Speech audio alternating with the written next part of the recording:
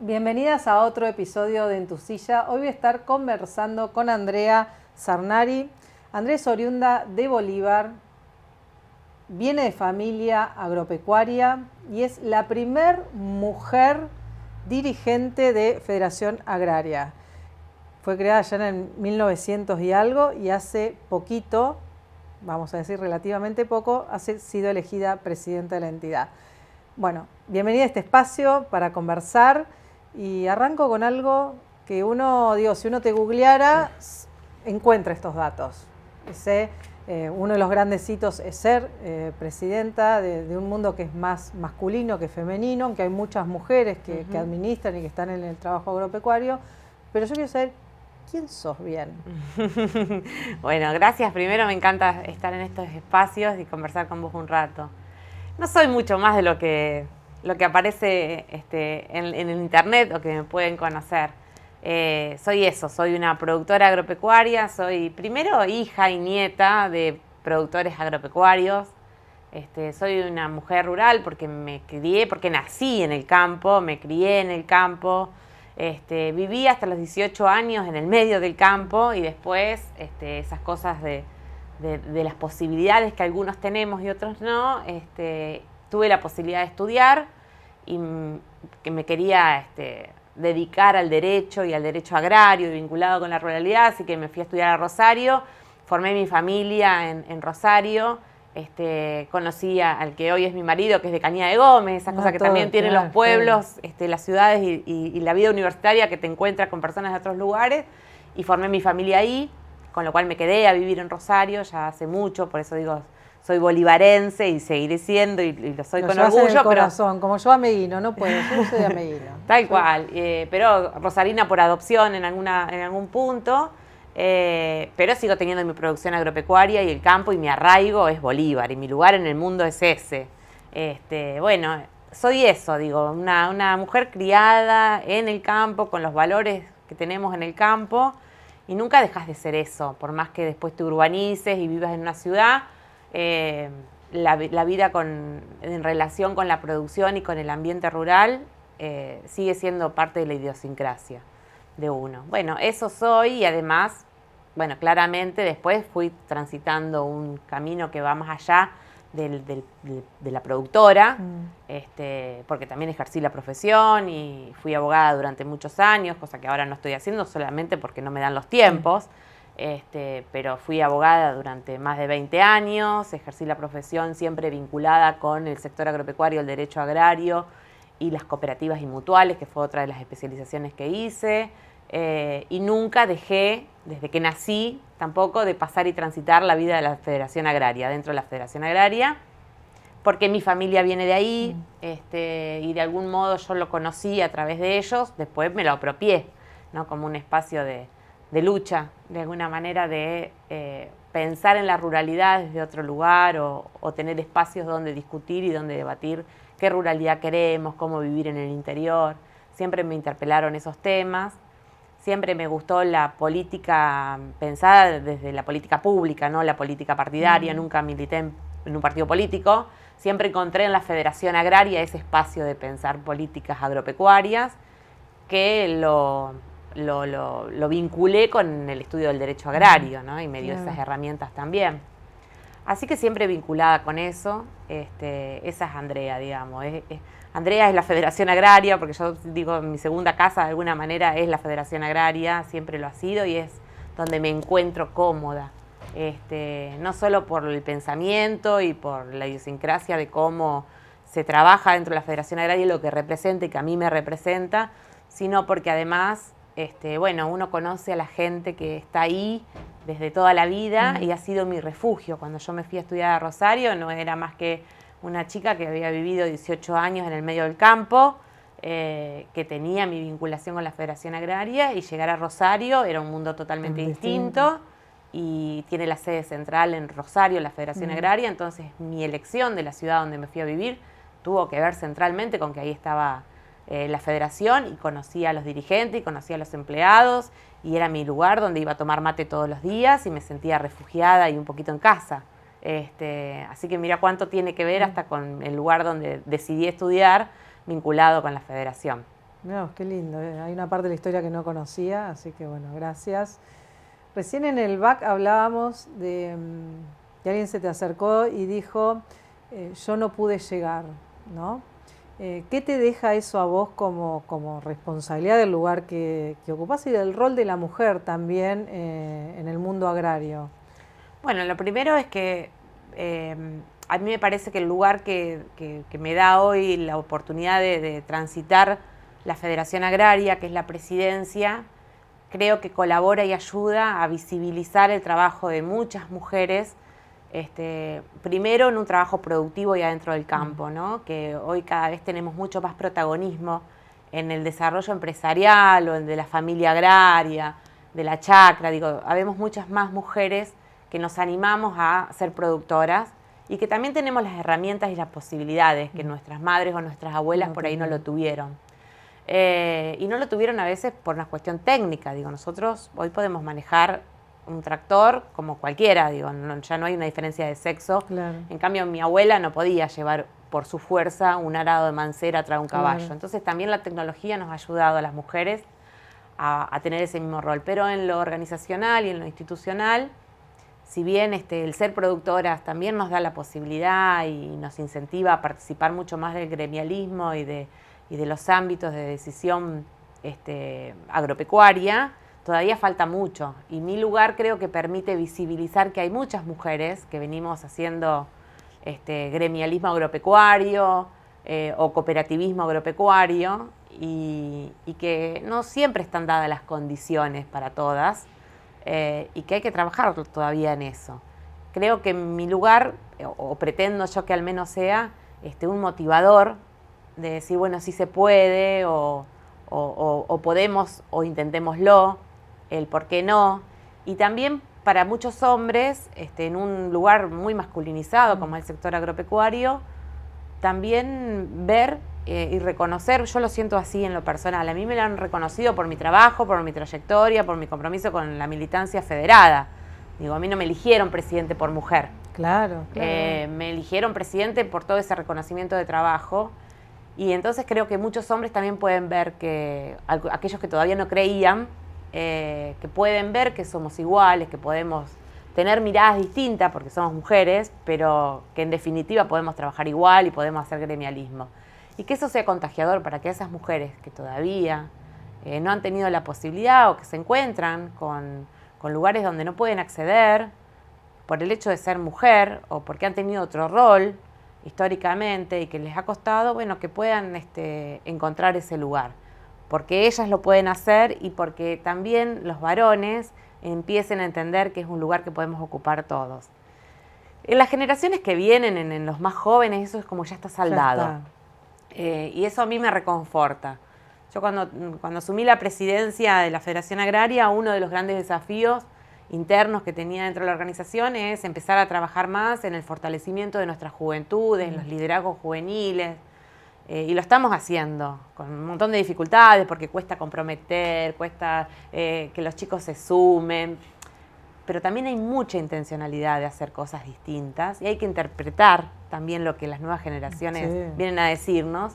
Y una de las cosas que vienen a decirnos es eso. Para nosotros esta discusión ya está saldada. Ya está, forma parte de la historia. Ya está. Y lo ves en los hechos. Yo lo veo en los grupos juveniles nuestros, son mitad y mitad, más mujeres que varones.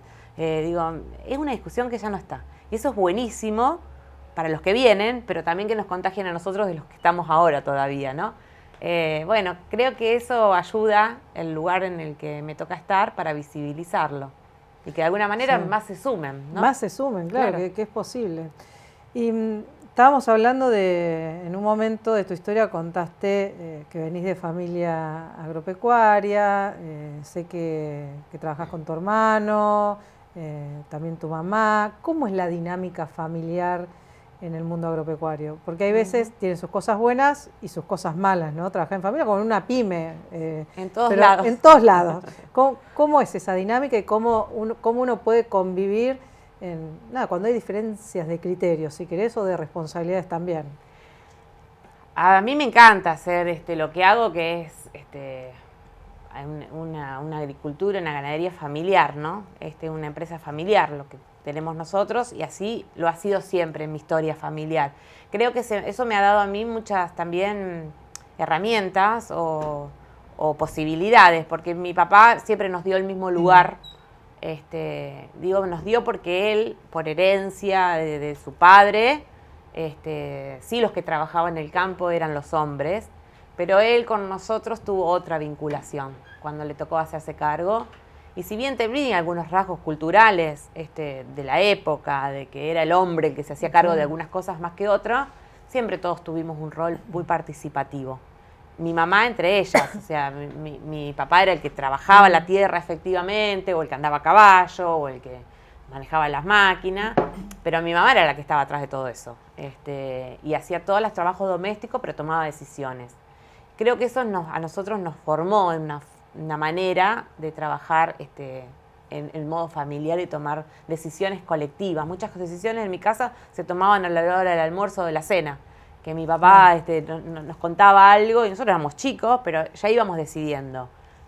Cosas simples por ahí, que por ahí no son visibles. Digo, yo cuento estaba esto, habilitada el debate, claro. Es decir, bueno, mañana tenemos que hacer un arreo. Tenemos que llevar las vacas de este campo al otro que quedaban a 15 kilómetros. ¿A qué hora salimos? ¿Quién agarra el caballo? No sé, vos vas a aquella tranquera. No sé, organizábamos el arreo familiarmente. Decisiones que para nuestra edad, que éramos chicos, eran importantes, porque también le poníamos nosotros nuestra impronta. Claro. Y así sucedió durante mucho tiempo. También tuvimos momentos en que en todas pymes, en todas las empresas familiares pasa, donde la diferencia generacional hace que haya diferentes miradas. Y yo siempre cuento una anécdota que fue cuando en mi zona llegó la siembra directa, que fue en los 90, ¿no? Mediados de los 90 es cuando en Bolívar empieza a haber mucha siembra directa o empieza a hacer el auge. Y en mi casa había que reconvertirse porque hacíamos siembra convencional. Y entonces mi hermano y yo queríamos comprar una sembradora de siembra directa. Éramos jóvenes todavía, bastante chicos. Y mi papá no quería porque era algo desconocido, porque ¿por qué vamos a hacer una inversión tan grande para el poco campo que tenemos? Y nosotros con mi hermano decíamos, pero es una oportunidad porque además somos productores chicos, pero podemos prestarle el servicio a todos nuestros vecinos que no tenían la sembradora. Y fue todo un debate filosófico de por qué sí o no la siembra directa, económico, para dónde íbamos, comercial, dónde la comprábamos, hasta que lo convencimos. Pero fue toda una dificultad del cambio y el modo de producir de ese momento.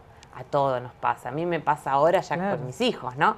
Y esas son dificultades que son aprendizajes, que uno va entendiendo cómo se gestiona una empresa familiar. Cuando mi papá no estuvo más, seguimos la empresa como la veníamos teniendo con él, sin que él esté, y ya ahí sí mi hermano y yo tomamos las riendas de la conducción productiva, pero mi mamá, que sigue siendo parte, es la que nos marca la administración, lleva todos los números, es la que conoce, tiene 81 años y todavía va a la manga con nosotros a separar las vacas. Digo, bueno, todavía tiene una actividad productiva fuerte, pero más administrativa, y de esa manera cada uno tiene su rol, ¿no? Y se aprende a convivir en esto de que en la vida del campo también te enseña esto, en que cada uno puede ir teniendo roles de acuerdo a las posibilidades. Cuando vos sos muy chiquito, te mandan a juntar los huevos, a atar la vaca para ordeñar, son las cosas que uno hace en la chacra. Y bueno, cada vez vas teniendo cosas con más responsabilidad. Después ya tenés que manejar un tractor o manejar un camión o una camioneta, entonces ya tenés que tener otra responsabilidad. Después te tocan las cuestiones administrativas, ya conducir, el trabajo de la chacra, si tenés un empleado, cómo manejar esas cosas, las cuestiones administrativas. Bueno, son épocas y momentos y cada uno va buscando su lugar donde también más cómodo se siente. Y en esta convivencia entre, digamos, tu producción, tu campo y tu rol en la federación, ¿en algún momento hay ruido o no? ¿Cómo lo lográs llevar? Sí, claro que para poder hacer gremialismo, además, agropecuario, se necesita mucho tiempo, ¿no? Y el lugar, mucho tiempo cuando uno está activo, comprometido, claro, siendo un dirigente de base, siempre es tiempo. Cuando vos llegás a la presidencia de una entidad como la Federación Agraria es el 100%, o sea, ya no hay tiempo para poder estar activamente todo el día trabajando de algo particular. Por eso yo ejercía la profesión también, porque era abogada, ya no ejerzo más la profesión. Sigo con la producción gracias a que mi hermano es el que va todos los días al campo, porque en el campo además se necesita eso, presencia diaria. Depende también lo que uno haga, pero nosotros somos ganaderos y bueno, a las vacas hay que verlas todos los días, si tienen agua, si rompieron un alambre, si tienen pasto, si tienen alimento, bueno. Gracias a que él puede, y así lo hemos acordado, porque eso ha sido un acuerdo familiar, ocuparse en el día a día de todo eso, y mi mamá que lo acompaña y que le ayuda en el día a día, yo puedo estar haciendo esto, si no, no podría. Y por supuesto mi familia también, familia, ¿no? Claro. Que mi marido y mis hijos permitan y quieran y me apoyen en estar y que me acompañen y que se suban al auto y hagan un viaje de 1500 kilómetros conmigo y que te ceben un mate y que te acompañen. Bueno, mi hijo además milita en la Federación Agraria, o sea que ella participa también activamente, que se entusiasma, pero digo, bueno, es todo un acompañamiento familiar para que uno pueda hacer esto. Y como mujer sí reconozco que yo tengo hijos adolescentes hoy, que ya se manejan solos, que se cocinan solos, que pueden hacer su vida más o menos independientemente, me permite a mí también tener esta posibilidad, si bien mi vida de hoy es muy distinta también a la que por ahí tenían mujeres como mi mamá, donde se hacían cargo absolutamente de todo. Yo no, digo, en mi casa es todo compartido. Con mi marido cambiaba pañales, cocina, si tiene que limpiar, limpia, digo, si tiene que llevar a los chicos a la escuela o traerlos. Fue compartida la crianza, pero igual como mamá y como mujer nos pesa un montón, porque eso hay que reconocerlo y nos agarra una culpa de dejar a nuestros hijos. Y bueno, y hoy lo puedo hacer también en parte por eso, yo me lo permito, porque ya están grandes, porque son independientes, y así todo, hay momentos en los que uno quiere estar, ¿no? Sí.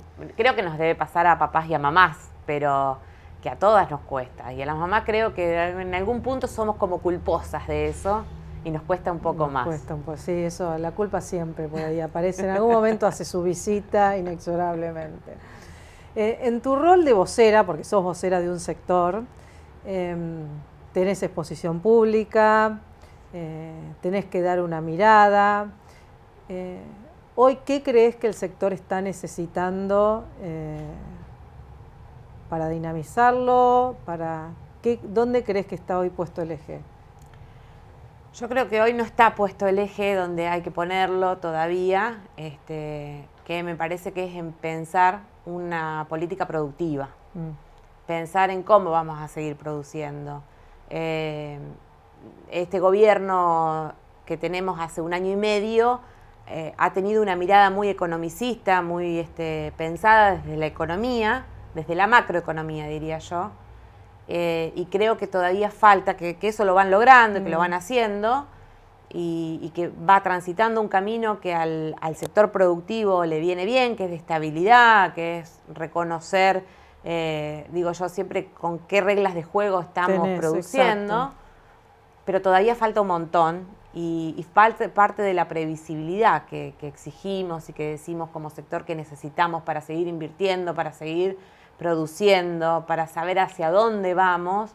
Esa falta de previsibilidad todavía la tenemos, y es la falta de discusión de políticas públicas agropecuarias que nos muestren un horizonte de un modelo productivo a 10, a 15, a 20 años, y que podamos tener condiciones para poder seguir siendo productores. Me parece que todavía falta eso, que hoy el eje hay que ponerlo en pensar estratégicamente.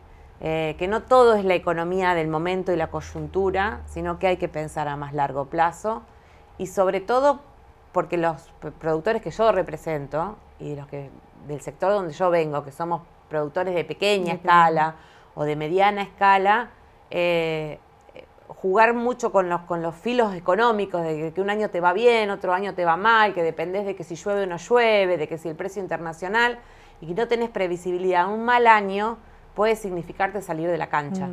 Y el dejar de ser productor no solo es tremendo para el que tiene que dejar de ser productor, sino que además es un lugar donde no se vuelve a recuperar una familia productivamente hablando. Es más concentración. Y eso lo hemos vivido durante mucho tiempo y no lo podemos seguir permitiendo porque cada vez somos menos los productores de pequeña escala, de mediana escala, y la verdad que estamos convencidos desde la Federación Agraria de que el modelo de desarrollo al que hay que ir es con mucho más productores, es con más distribución de la producción, con más arraigo en el interior, hay que repoblar el interior y hay que darle herramientas al que hoy es productor, pero también a los nuevos. Nosotros decimos queremos ser más productores, no queremos ser menos. Ojalá pudiéramos pensar en políticas que brinden herramientas para que las nuevas generaciones se enamoren del campo de nuevo, pero tengan las posibilidades, porque hay muchos chicos y mucha juventud que tiene ganas de vivir en el campo, que tiene ganas de vivir en la ruralidad, porque también la ruralidad cambió. Digo, hoy ya no vivimos en el medio del campo, allá aislados, sin luz, sin teléfono. Hoy la ruralidad cambió y hay mucha gente que le gustaría introducirse en ese mundo. Nuestros hijos, pero también gente que no viene del sector. Pero no están las herramientas dadas, crediticias, a largo plazo. Uno toma un crédito en Argentina y es carísimo, y cuando se puede tomar, cuando no. Las condiciones de los bancos a veces son tan tremendas que no podemos ni pasar por la puerta, decimos nosotros, porque no tenemos capacidad para hacerlo. Sí. Bueno, estaría bueno empezar a pensar en este momento que hay una estabilidad económica o que hay un plan económico que muestra cierta estabilidad. Bueno, productivamente hacia dónde vamos, con quién lo hacemos. Eso no está. Me parece que es una responsabilidad de que existan esos espacios y para eso hace falta mucha institucionalidad. Hace falta que un Congreso de la Nación esté pensando en estos temas y no está pensando en estos temas. Hace falta que una Secretaría de Agricultura de la Nación tenga un norte y nos marque un camino. Hace falta que las instituciones como las nuestras, intermedias, también podamos aportar mucho más a repensar un modelo productivo. Bueno, ojalá podamos transitar ese camino. Bueno, deseo lo mismo. Gracias, Andrea, por estar acá. No, gracias a vos, un lindo espacio.